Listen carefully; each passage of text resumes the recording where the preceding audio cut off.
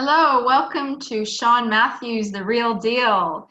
Today I have another special guest. I can't wait to speak with her. Her name is Estelle, and she is the #1 author in helping career women overcome binge eating and overeating using her signature quit binge eating formula. Ooh, I'd love to talk about that today. From a background in business and analytics, Estelle now leads various programs on changing mindsets around eating and healthy food choices. She supports her clients to cultivate healthy eating habits and to build trust with food. As a holistic health coach, Estelle infuses yoga, mindfulness, and energy medicine into her consultations with clients. Love that. I'm also a good fan and big fan of that. Passionate about holistic health, she sees yoga as a therapy for the mind and soul, considering herself fortunate to facilitate yoga experiences. Estelle's sessions encourage clients to dive into the self-transformation that health practices like positive mindset, yoga, and meditation can provide. Welcome, Estelle. Thank you for joining us here on The Real Deal. Thank you so much for having me, Sean. Oh, it's a pleasure. I'm very excited to get started today because you have a wealth of knowledge and a very amazing background. So Thank you. it's fantastic. When I first met you, I think we hit it off pretty well. We're kind of in the same line of work, but you do binge eating, and I find that women in binge eating, they really need a lot of help, and there's not that one particular person that they can actually go to with maybe the experience that they're going through. So Yeah. I'd really love to hear more about how you got started. Oh, yeah, thank you so much. And I love that you mentioned the fact that there's not many avenues for women to turn to, because that's where I was 3 years ago. And I struggled with two eating disorders, binge eating and orthorexia, for a good 13 years, probably longer than that. But if I had to really just summarize it, and it became quite intense through the last 13 years. And, I think it all started with me being in a space where I didn't look after myself at all. And I worked insane hours at work. I'd live off coffee and cigarettes, and then I'd come home and binge eat, or I'd drive home and stop at a servo and buy binge food, eat it on the way home, and then eat my dinner. And so I was in a really, really unhealthy space, and I really wanted to change. I just got engaged, and I didn't want to step into a marriage with like this pattern. I really knew it was unhealthy. So I started eating healthy. I started running, and I started seeing some positive results. I noticed that my stress levels were a little bit better, and I saw some physical benefits to what I was doing. I saw some weight coming off, and unfortunately, I started obsessing over that weight loss. I started obsessing over getting thinner and thinner and thinner. People were complimenting me on my weight loss.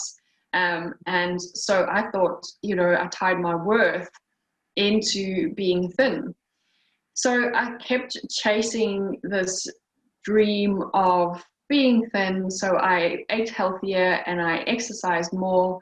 But the binge eating was always still there. So I ended up then exercising and eating healthy, and then exercising more and eating less to make up for the binge eating that's still happened. It wasn't every day, but it was definitely still at least twice a week.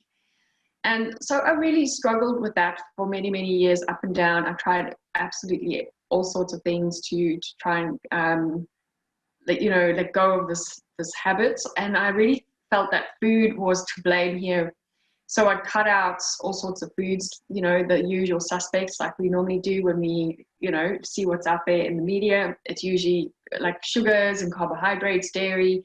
I cut them all out. And that's where pretty much the orthorexia came from, where I just became so obsessed with being healthy and eating healthy. Everything had to be pure and clean, and yeah, it just turned into this obsession with health, obsession with exercise, but still having, even being healthy and exercising as much as there was, this pillar of health, like, you know, the health industry or the diet industry tells us about, still had these issues with binge eating. And it took me many years to pluck up the courage to actually ask for help.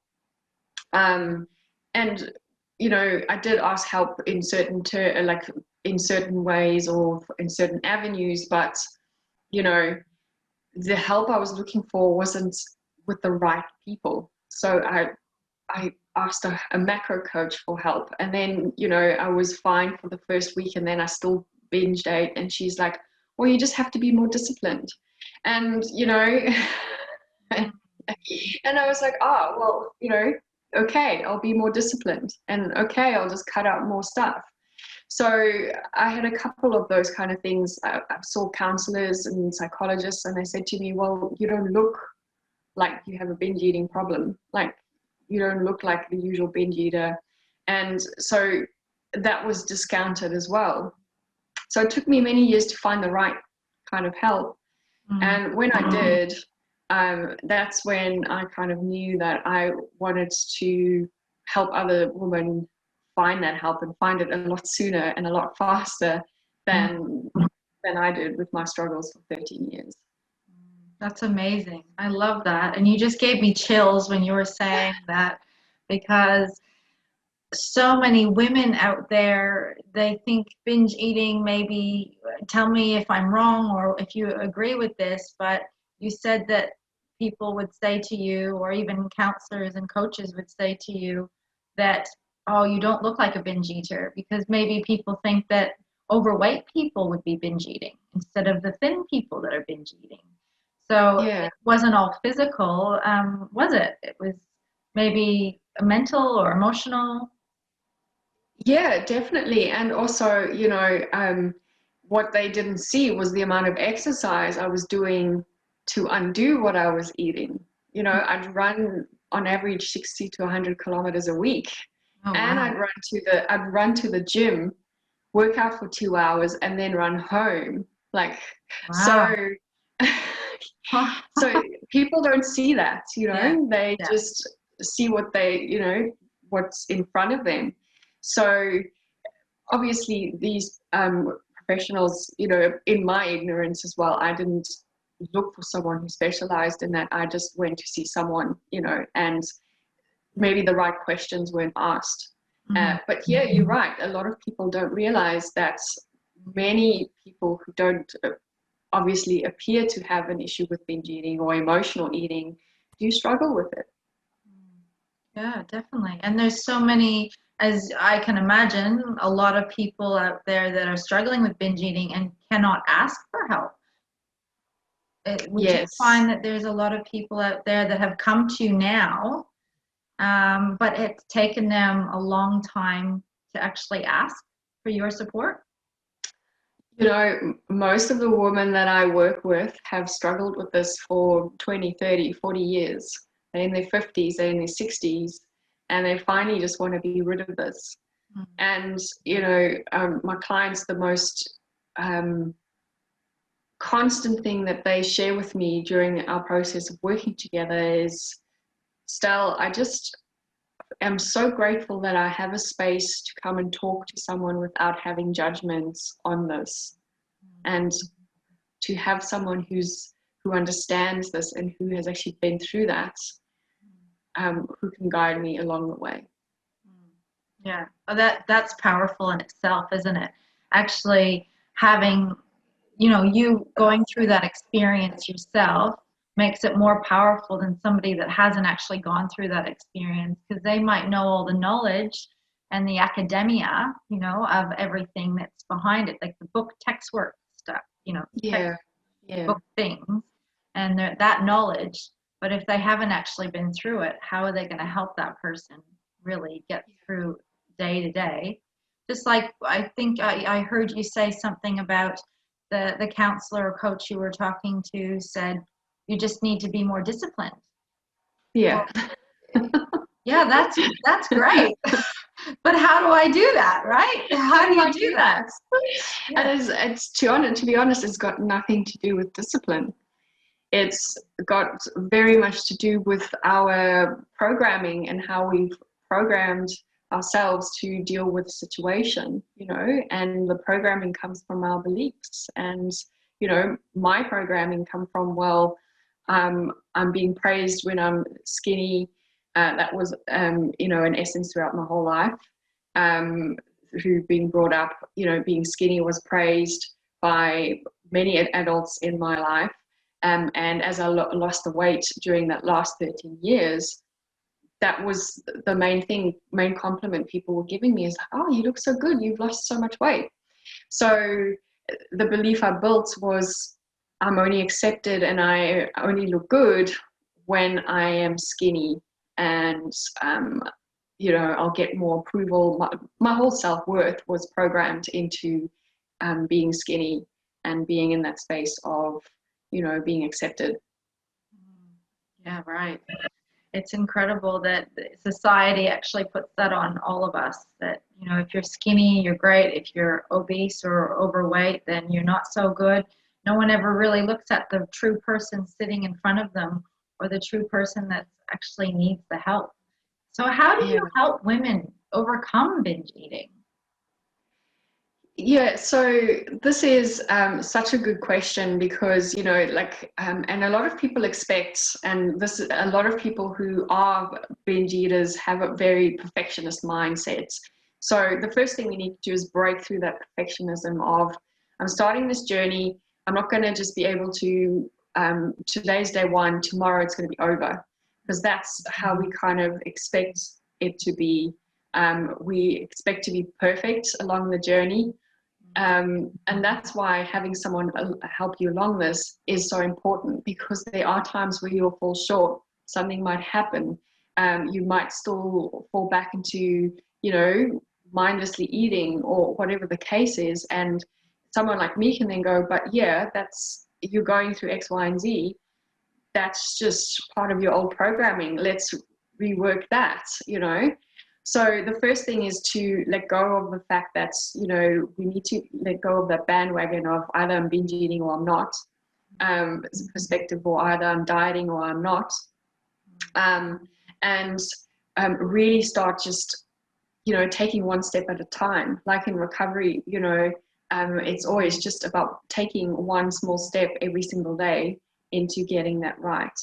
That can be really hard for people who have always just reacted to the way they, reacted to the binge and going, okay, well, now I have to go back on diet and now I have to fix things and all the rest. So breaking through that is a big thing. The thing where I start as well with is healing the relationship with food. There's, when we binge eat, we comfort ourselves with food in large settings. It's a sensation of numbing out. So we've started using food as a support system, a way to just zone out, that kind of thing. And on the other spectrum, we fear our binge foods as well, because the minute we see those foods, the minute we walk past the chocolate aisle or the bakery aisle, whatever, there's this real anxiety that builds up. Well, if I put this in my trolley, I'm going to binge. Or if I eat one small little bite, it's just going to blow out of proportion. And I don't want to feel those feelings of guilt and shame. So it's really just coming into a neutral relationship with food. Food is, and I use this word calories, and calories is just calories. It's not to be feared. It's not to be shamed. Calories are their energy, and energy, is what we need to survive. So it's bringing in that instead of, ooh, do you know how many calories is in that kind of Yes, situation? because a lot of Or, women out there do that. Oh my what do God, I can't eat that today because it has this many calories in it. Yeah. Or, oh my gosh, there's so much sugar in that, or so many carbs. What are you doing to yourself? You know, like, so there's a lot of food shame that we have built around ourselves and what we've received from society. And so, like, and removing that fear of food is a big one, because when we fear food, we, you know, we build up our cortisol levels. What happens when we have cortisol in our system? We crave all our comfort foods, which is normally our binge foods. Yes, So, definitely. I'm actually have to say that number one, I'm guilty at loving my bags of chips, and I do that occasionally.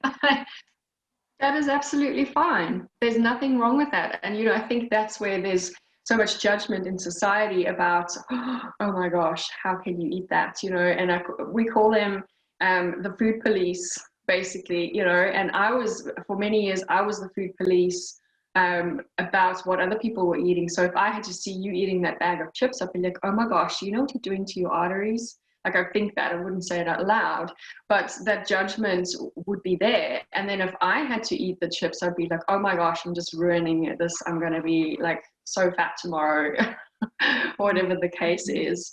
Whereas for you, you're like, oh yeah, I'm enjoying my chips. Like, so what, you know? Yeah, and I do that And that's how occasionally. it Yeah, should be. Yeah. And exactly. if So, we, yeah, go on. if we have that, oh yeah, I'm enjoying this, we are less likely to secretly eat it. We are less likely to binge on that food, because we're like, yeah, so what? I'm like, I allow myself, I have the permission to eat this whenever I want, really. And yeah, takes away that sense of being forbidden in food. Exactly. And then it reduces the self-negative talk, doesn't it? Yes, yeah, absolutely. Because you're like, oh my gosh, I'm enjoying these chips, and that's it. Not, oh my gosh, I'm going to have to run this off tomorrow, or, you know, I'm going to have to go back on diet tomorrow because I'm eating a pack of chips. Yeah. So, Yeah. Exactly. Very, very beneficial for everyone. I believe that it's going to be listening to this, because women out there, they beat themselves up. Have you found that with mm, your clients, that they've just beat themselves up over the years and now they just said enough is enough? yeah, yeah, you know, and that's one of the biggest things that we do is the minute we've overeaten, whether it's I've had a slice of cake, or oh my gosh, I'm being so naughty here, you know, like I'm cheating on I don't know what, but you know, that's the words we use. When we use those words, it just puts such a negative emotion into place in our body, so we chemically react negatively to that. And that's what puts us into the binge guilt cycle, like I like to call it, because you start feeling guilt and shame for what you've eaten. And that really is, the guilt's so uncomfortable. Shame is just something we never want to feel. So when we, you know, I heard Gabby Bernstein the other day talk about something from the Book of Miracles, Love that. and she was talking about our true nature in our bodies is love. And when we shame ourselves, when we guilt ourselves, we step out of our true nature. When we, you know, talk negatively about our bodies, or, you know, just about our personalities, or whatever the case is, we step out of our true essence, which is that love. And when that happens, that's when we feel the shame and the guilt. And the shame and the guilt is more about stepping away from that true essence of love.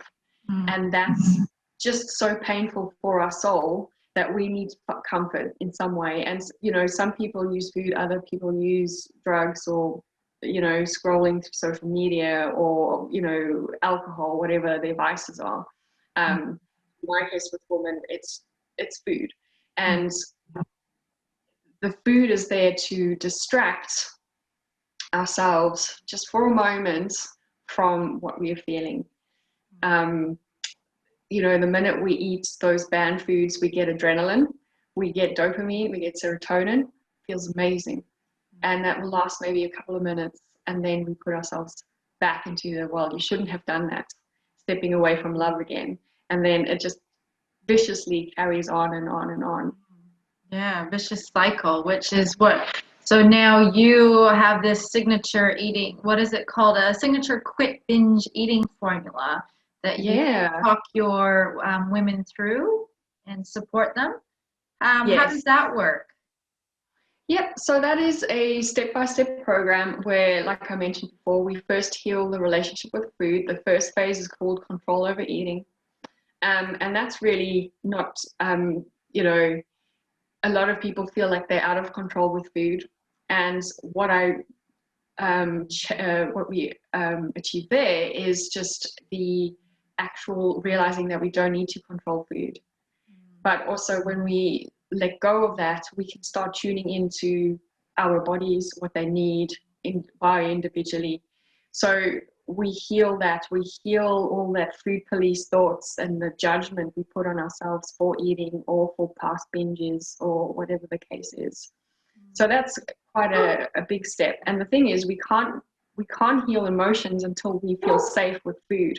So this first part of the process is really to establish that safety and feel safe around food and feel in control around food.